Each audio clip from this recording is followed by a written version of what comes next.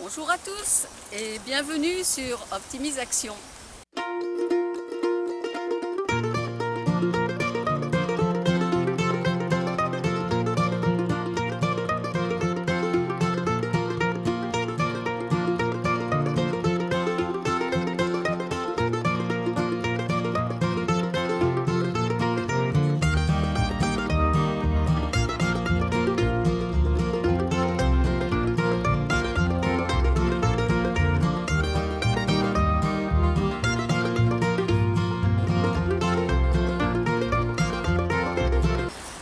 L'acanthe a été choisie dans les temps anciens, dans l'Antiquité, par les Romains et les Grecs comme symbole de l'art et de la beauté. Les feuilles en effet de cette très belle plante inspirèrent beaucoup d'artistes grecs et romains. Par sa beauté, elle est devenue le symbole des arts. Les Grecs et les Romains l'avaient choisi pour orner les chapiteaux des temples corinthiens de Zeus et d'Athènes et dans d'infinités moulures pour les vases, les meubles et les tissus et beaucoup d'objets d'art.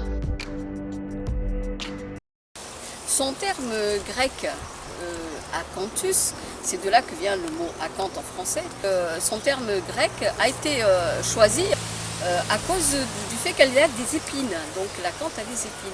On l'appelle également griffe d'ours ou bien branche orsine.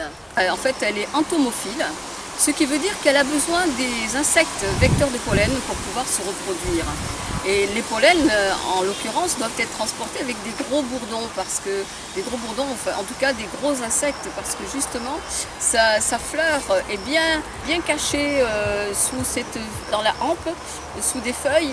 Et il faut que donc l'insecte soit suffisamment grand et gros pour pouvoir rentrer et ainsi se charger de pollen qu'il ira redéposer dans d'autres fleurs pour la féconder. Son appareil reproducteur est dissimulé entre deux feuilles qui ressemblent à s'y méprendre à des pétales de fleurs. L'insecte pollinisateur doit, pour accéder au nectar, s'enfoncer totalement dans la fleur et ainsi les étamines vont l'enserrer et le badigeonner de pollen. Pollen qu'il n'aura plus qu'à transporter pour aller dans une autre fleur. Ce partenariat est exemplaire, car la fleur offre une abondance de nectar et de nourriture à l'insecte et lui, en échange, lui permet d'assurer sa descendance en toute tranquillité.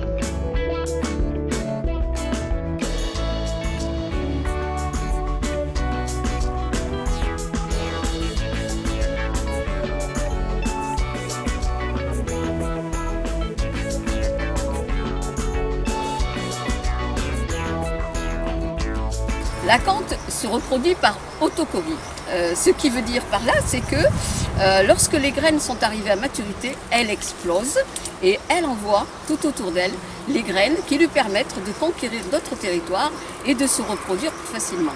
On la trouve très souvent sous des arbres.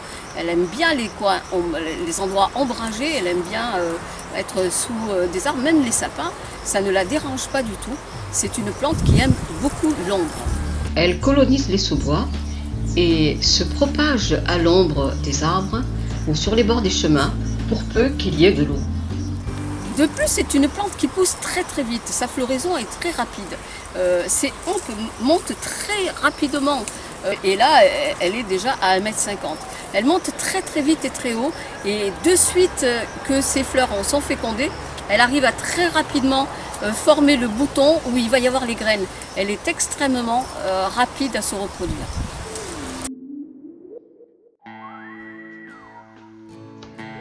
L'acanthe aurait, paraît-il, des propriétés anti-inflammatoires et elle serait apéritive. Elle permettrait également d'accélérer la cicatrisation. Elle permet également de soigner les angines, les diarrhées, les brûlures et les contusions. Aussitôt fécondée, la plante fait rapidement grossir sa coque de graines afin de les amener à maturité.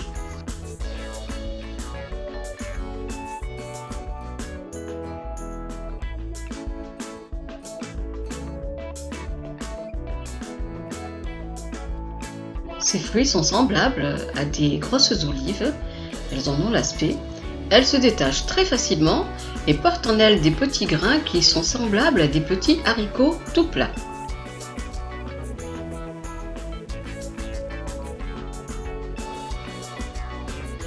Sa croissance démarre au mois d'avril et peut s'étaler jusqu'au mois de septembre, suivant les régions. Lorsque sa croissance démarre, elle déploie ses hampes petit à petit afin d'aller chercher de plus en plus le soleil et prendre de la hauteur jusqu'à pratiquement atteindre quelquefois 2 mètres.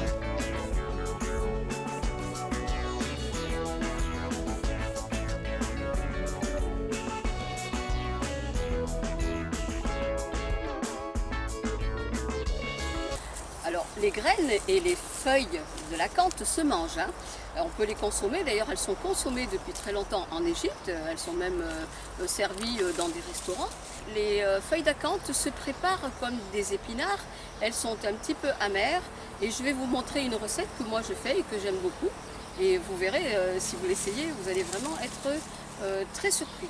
Alors pour ça on choisit la feuille de l'acanthe Acanthus mollis, c'est-à-dire que c'est la feuille qui est donc la plus souple, hein. C'est vraiment une feuille très très souple, c'est pas celle qui a des piquants parce qu'il y a plusieurs sortes d'acanthe. Ces belles feuilles vertes peuvent pratiquement atteindre 40 cm de longueur. Celle-là, elle a la feuille extrêmement souple. Et vous essayez de prendre les feuilles les plus jeunes. Alors là, pareil, hein, vous prenez que ce que vous avez besoin. Mais vraiment, hein, avec 3-4 feuilles par personne, c'est largement suffisant pour faire un plat. Donc, bien voilà, vous allez me suivre bientôt donc, sur cette recette. Et je suis sûre que vous avez beaucoup aimé en connaître davantage sur l'acanthe, qui est une plante absolument fantastique. Les feuilles d'acanthe se préparent comme les épinards ou même le chou et entrent dans les mêmes préparations que ces deux plantes-là.